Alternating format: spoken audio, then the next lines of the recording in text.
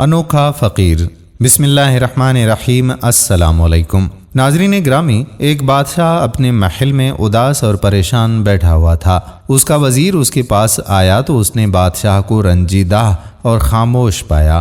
وزیر نے اسے سلام کیا تو بادشاہ نے کوئی جواب ہی نہ دیا، کیونکہ وہ اپنی سوچوں میں مگن تھا۔ وزیر نے دوبارہ سلام کیا مگر بادشاہ نے پھر بھی سر اٹھا کر دیکھا تک نہیں۔ وزیر نے ایک دفعہ پھر سے بھرپور زور سے سلام کیا اور پوچھا کہ آج آپ اس قدر خاموش اور رنجیدہ کیوں ہیں؟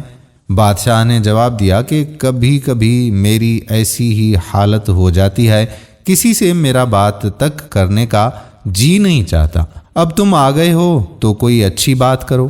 وزیر نے کہا کہ آج آپ کے شہر میں گشت کرنے کا دن ہے، اگر مناسب سمجھیں تو لباس تبدیل کر کے شہر میں چلیں، اس طرح آپ کا دل بھی بہل جائے گا۔ بادشاہ یہ سن کر تیار ہو گیا۔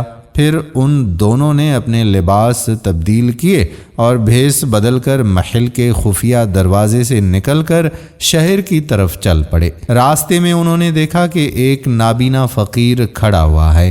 یہ دونوں اس کی طرف بڑھے۔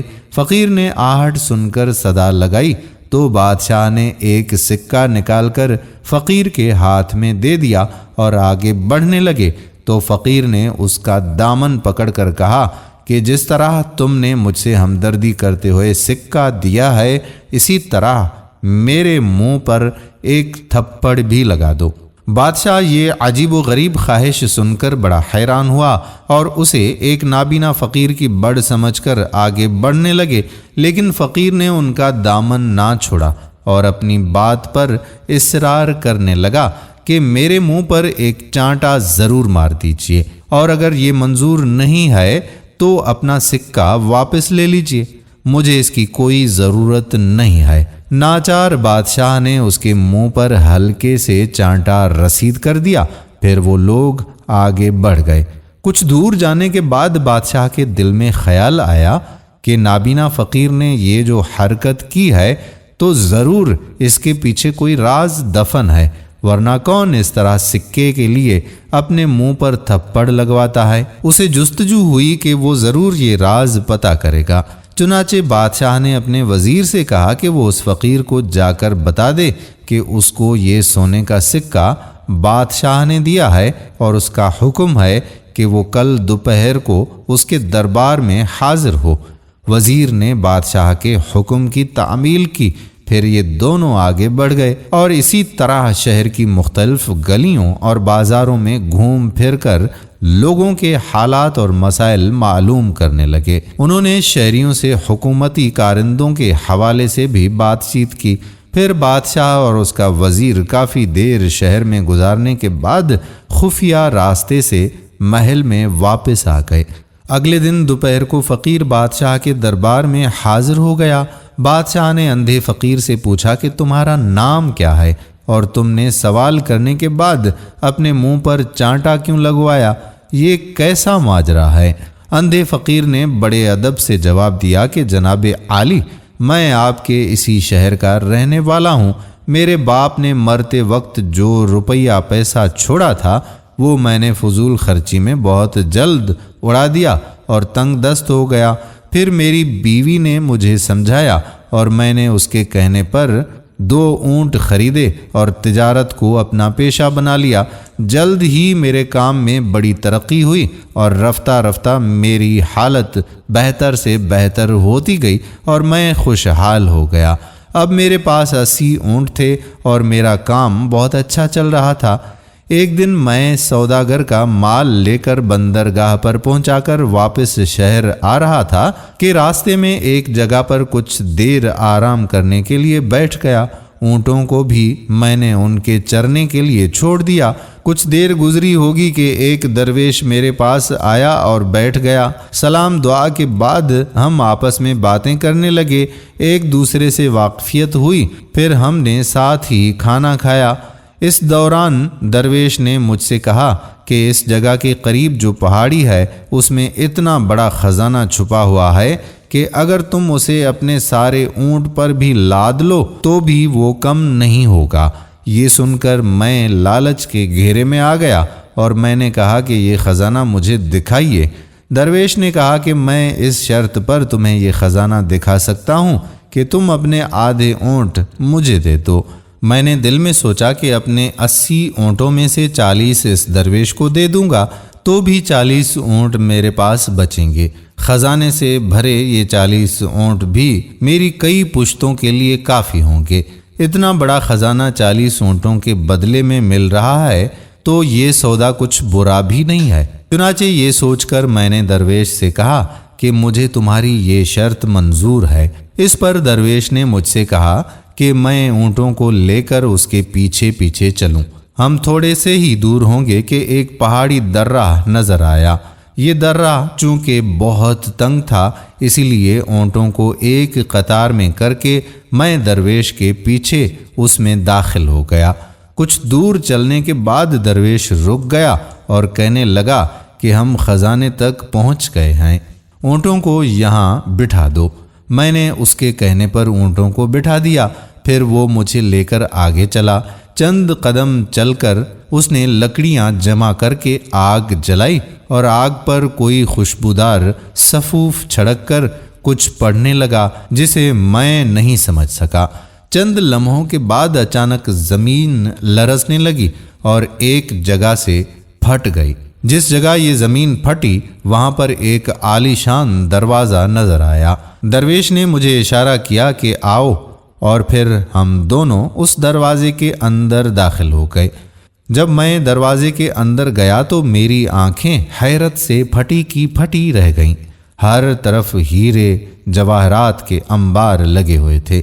میں اس کو دیکھتے ہی لالچیوں کی طرح جھپٹا اور یہ زر و جواہر اپنے اونٹوں پر لادنا شروع کر دیا۔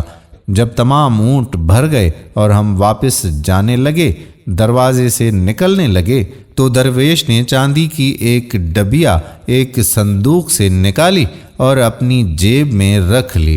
اس کے بعد اس نے پھر کچھ پڑھنا شروع کیا جس کو میں سمجھ نہیں سکا۔